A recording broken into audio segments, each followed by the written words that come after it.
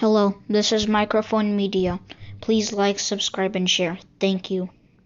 ሰላም ጤና ይስጥልኝ። እንደምን ዋላችሁ፣ እንደምን አደራችሁ። በመላው ዓለም ላይ ያላችሁ አድማጮቻችን ሰላም ለእናንተ ይሁን። ይህ ማይክሮፎን ሚዲያ ቁጥር 2 ነው። ለማይክሮፎን ሚዲያ ቁጥር 2 አዲሱ ቻናላችን ነው። አድማጮቻችን ሰብስክራይብ ያላደረጋችሁ ሰብስክራይብ አድርጉ። የደወል ምልክቷን ተጭናችሁ ኦል ምትለዋን መጫን አትርሱ።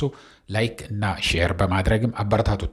ሌላ ምንም የምንጠይቀው ነገር የለም። ከህዝባችን የሚደርሰንን ሁሉ ሐቅነቱን አረጋግጠው እስከነ ማስረጃው እስከነ መረጃው ሪከርድ አድርገው ወይ ደውለው የሚነግሩን ነው ወደ እናንተ የምናመጣው። ዛሬ ይዘንላችሁ መጥተን ያለ ነው ደግሞ በጣም አስደንጋጭ ማለት ይቻላል።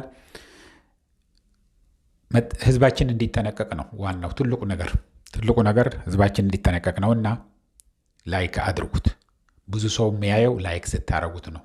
ኢትዮጵያ የሚታይ 5 ሳንቲም አይገኝበትም። ግን ህዝባችን ልሳን ለመሆን ልሳኑ ዘግቶ አባሮ አፈናቅሎ ለ100 ዓመት እገዛለሁ ብሎ አዲስ ከተማ እየሰራ ያለ አዲስ ነው ከተማው። ቤተመንግስት ጫካ ቤተመንግስት ይባላል እንጂ ሙሉ ከተማውን እሱን የሚመስሉት ኤሊቶቹን የሚኖሩበት እየሰራ ነው ያለው። አድማጮች በአዲስ አበባ ከተማ ከታች ያለው ደግሞ በሙሉ ጠራርጎ አውጥተዋል፣ አባረዋል። እዛ ይኖር የነበረውን ለ7 ጀነሬሽን ሲኖርበት የነበረውን አፈናቅለው አባረዋል። አሁን ግን ከፍተኛ ጭንቅ ላይ ነው ያለው አብይ አህመድ። ምን እያልን ነው? እስከ መጨረሻ ከኛ ጋር ቆዩ። እንደምታውቁት ለረጅም ሰዓታት ይዘናቸው አንቆይም። እኛ ገፋ ካለ 7-8 ደቂቃ ነው ከኛ ጋር የምትቆዩና ጨርሳችሁ እዩት።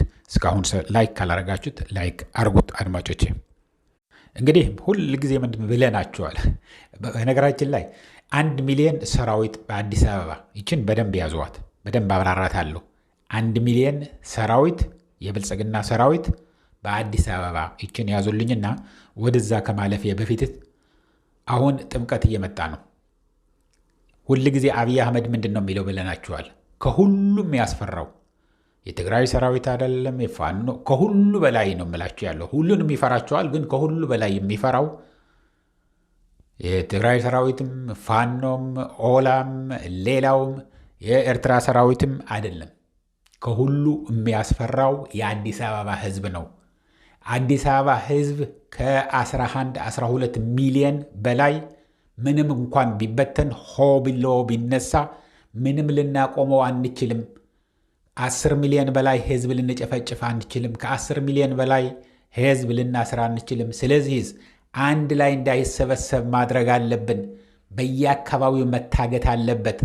ይህንን የሚያግት ደግሞ 1 ሚሊዮን ሰራዊት አዘጋጅተናል እያሉ ነው። እንዴት አድርገው ነው የሚያግቱት? አሁን ለምሳሌ ጥምቀት ከሆነ ሁሉንም ድሮ ምንድን ነበር ልጆች ሆነን የምናደርገው? ጃልሜዳ ነበር የምንሄደው። ጃልሜዳ ሄደህ ትጠመቃለህ። ጳጳሱም እዛ ይቆያሉ። ውሃ ይረጩልሃል። ውሃ ረጩኝ ተባረኩኝ ብለህ ደስ ብሎ ሜዳ ነው ተጫውተህ ትመለሳለህ፣ ወደ የቤት ትሄዳለህ። አሁን ግን በየአካባቢው የጥምቀት ባህረ ጥምቀት አዘጋጅቶ እንኳን ሌላ ይቀርና ከአካባቢ እንኳን የጨርቆስ ከሆነች እዛ ጨርቆስ ቤተክርስቲያን አካባቢ የሚኖር ነው። ልደታ ከሆነች እዛው ልደታ ቤተክርስቲያን አካባቢ የሚኖረውን ማህበረሰብ ብቻ ነው። የጊዮርጊስ ፒያሳ ያለውን ከሆነ እዛው አካባቢ ያለ ነው። አሁን ባዶ ነው፣ እሱ ጠራርጎ አውጥቶታል። የምልልክ አሽከሮችና የምልልክ ልጆች ናቸውና እነዚህ መጠረግ አለባቸው። እነዚህ ደግሞ ከጠረጉ በኋላ ደግሞ ምን አሉን ሽመልስ አብዲሳ? አሁን በጠራራ ፀሐይ ምልልክን ሐውልት ብናፈርሰው ማንም ያስቆመን የለም። ሆን ብለን ገመዱን በጣጥሰነዋል፣ እንደማይገናኙ አድርገን በትነናቸዋል ብለዋል። ይሄ እኔ በግልጽ የተናገሩት እነሱ። በጣም የሚገርማችሁ የነዚህ በግልጽ ነው የሚናገሩት በኩራት። መለስ አንዲት ቀን እንኳን በትግርኛ ሲያወራ ሰምታችሁ ታውቁት ነበር? አይናገርም ነበር። በተለይ ቢሮ ላይ ተቀምጦ ጠቅላይ ሚኒስትር ሆኖ ምን ብሎ በምንም አናግሬ ብላ እዚህ ዋሽንግተን ዲሲ መጥቶ እያለ አንድ ጊዜ አንድ ትግርኛ ብቻ ነው የምችለው በሱዳን አድርጌ ነው ወደዚህ የመጣሁትና እስቲ አንድ ቃል ልጠይቅ ምናምን ስትለው አይ አሁን ሌላ ጊዜ ካልሆነ በስተቀር ብሎ በአማርኛ ነው የመለሰላት። እነዚህ ግን ኮርተውት እንደላቀው ነው። በኦሮምኛ ተናግረው ሊሰማ የማይፈልጉት በኦሮምኛ ህዝብ ሰብስበው በኦሮምኛ ተናግረው ነው የሚወርዱት። ሊሰማው ካልፈለገ ሊሰማው የሚፈልገው የኦሮሞ ህዝብ እንዲሰማቸው ሲፈልጉ ሌላው እንዳይሰማው በኦሮምኛ ተናግረው ነው የሚወርዱት። ገልብጠውም ቢናገሩት ምንም ነገር መስሎ አይታያቸውም። ንቀውታል። በተለይ ለመሀል ሀገሩ ህዝብ በጣም በጣም ንቀውታል። ምንም ህይወትን በጣም እንደሚወድ ሌላ ሞቶለት ሌላ ተሰውቶለት ነፃ እንዲያወጣው ነው የሚፈልገው። ግን ከፍተኛ የሆነ ፍርሃት ጭንቅ ነው ያለው። ምንድነው አስደንጋጩ ካላችሁኝ 1 ሚሊዮን ሰራዊት አለኝ አዲስ አበባ ውስጥ ነው የሚል ያለው። 1 ሚሊዮን ሰራዊት እንዴት አድርጎ ነው የት ነው ያለው ብዬ እውነቴን ነው የምነግራችሁ። ወደ 5-6 ሰዎች ጋር ነው የደወልኩት። ሰራዊት አለ እንዴ የመጣ ከኦሮሚያ የመጣለ ወይ ከሶማሊያ የመጣለ ወይ አዲስ አበባ ሰራዊት ታያላችሁ ወይ ስንላቸው አይ ይሄን ያህል ለውጥ የለም ይታያሉ አንዳንድ ጊዜ ግን 1 ሚሊዮንን የሚያክል ሰራዊት ግን የለም አሉኝ። ታዲያ ምንድነው 1 ሚሊዮን የተባለው ብዬ ወደ አንድ ወረዳ የወረዳ እገሌ ወረዳ አላችሁ ምክንያቱም ይሰቀለው ይጥሉታል ለምን ሚስጥር አወጣህ ይባላል። እንዴት አድርጎ ነው 1 ሚሊዮን ሰራዊት የተባለው? ከየት የመጣ ነው ሰራዊቱ? የሰላም ሰራዊት የተባለ ሰራዊት ምንድነው? የት ክልል ልዩ ኃይል ነው ብዬ ጠየቅኩት። ሳቀብኝ። አይ እንደሱ እኮ አይደለም አለ። ታዲያ ምንድነው? እነዚህ ሰላም ሰራዊት የሚባሉት እኮ አንደኛ ነገር ሁሉንም ተነግሯቸዋል ምን ማድረግ እንዳለባቸው። ይሰልላሉ። ምን እየተነጋገሩ ነው? በየጎደናው ስለሆነ ያሉት ምን እየተነጋገሩ ነው? ምን ሊያደርጉ ያስባሉ? የቤታቸው የጎረቤታቸው ሳይቀር እንዲሰልሉ ነው። እነዚህ ምንድናቸው ታዲያ ስለው እነዚህ ጎደና በጠዋት ወጥተው የሚጠርጉ በመንግስት ጥበቃ ላይ የሚኖሩ በየወሩ ስኳርና ዘይት የሚሰጣቸው ያው ለመግዛት ከቀበሌ በርካሽ ሰብሲዳይዝድ የተደረገ ምንድነው የሚባለው? ሰብሲዳይዝድ ቅናሽ በሆነ ዋጋ እንዲገዙ የሚደገፉ በጥቅማ ጥቅም የተያዙ አነስተኛ ገቢ ያላቸው ወይ ደግሞ በብሔራቸው ኦሮሞ የሆኑትን ሲቪል ሆነው የሚሰልሉና ሁሉንም ነገር የሚደረገውን ለደህንነት መስሪያ ቤት አሳልፈው የሚሰጡ ናቸው እኮ አለኝ። እና እነዚህ ነው ሰራዊት የሚላቸው እና ምን ሊያረጉለት ነው? እንግዲህ ኢንፎርሜሽን ስለሚሰበስቡ የሚንቅስቃሴም ካለ ደውለው እንዲነግሩ። አሁን ለምሳሌ ከአንድ አካባቢ የተነሳ አንድ አደጋ ካለ እንቅስቃሴ ካለ እንዲጠቁሙ፣ ወረቀት ተበትኖ ካደረ ሪፖርት እንዲያደርጉ፣ በየቀበሌው በየተለያየ ተሰልፎ ሰልፍ ይዞ ሰው ሲያጉረመርም ሲማረር ምናምን ከተሰማ ማን ነው ምንድነው የት አካባቢ ነው ዞሩስ ምንድነው ሁሉ ነገር አጥንተው በላይ እንዲያስተላልፉ። ይህንን ነው ሰራዊት የሚለው እንጂ የታጠቀ ሰራዊት አዎ ከኦሮሚያና ከሶማሊያ ክልል የመጣ አለ፣ ግን ሸገር ከተማ ላይ ነው እነሱ ያሉት። ድንገት አንድ ነገር ቢፈጠር ሆ ብለው እንዲመጡ ከሸገር ከተሞች። እንግዲህ ሸገር ከተማ ሲባል አንድ ከተማ አይደለም አድማጮች፣ አዲስ አበባን ዞረዋት ከበዋት ያለው ነው። ሱሉልታ አለ፣ ሰበታ አለ፣ እነዚህ እነ ቆፌ ጨፌ የሚባሉ አሉ፣ እነ ገላን አለ። እንደሱ እያለ ነው ዙሪያውን አዲስ አበባ ከበው ዙሪያ ጥምጥም የአዲስ አበባ አካል የነበረ አሁን ቆርጠው ኦሮሚያ ሸገር ከተሞች ተብሎ የለም እዛ አካባቢ ነው ያሉት። እነዚህ ፈጥኖ ደራሽ እንበላቸው፣ ፈጥኖ ደራሽ ይባል ነበር ድሮ። ግን ሰራዊት የሚባል ያለው ግን በጥቅማ ጥቅም የተያዙ ናቸው። ግን የሚገርምህ አለኝ ይሄ የወረዳው ሰራተኛ ማለት ነው። ሱልጣኑ ምን እንደሆነ አልነግራችሁም፣ ምክንያቱም ይፈራል።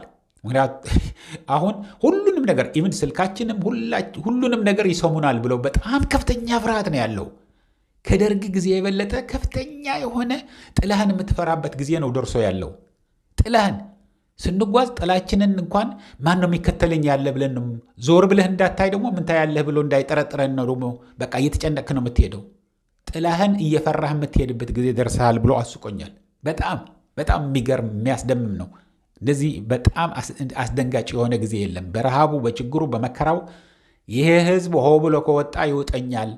በተለይ በዚህ በጥምቀት ጊዜ እንዳይንቀሳቀስ ከየአካባቢው እንዳይንቀሳቀስ አንድ ቀን ሲቀረው ጀምሮ ከየአካባቢው እንዳይንቀሳቀስ በተለይ ሁሉንም ተሰባስቦ ወደ ጃልሜዳ ወይ ደግሞ ወደ መሃል ከተማ ከመጣ እና ሆ እየተባለ ከተነሳ ስራ ፈት በብዛት ያለበት የተማረረ ህዝብ ያለበት ተከትሎት ግልብጥ ብሎ ይወጣል።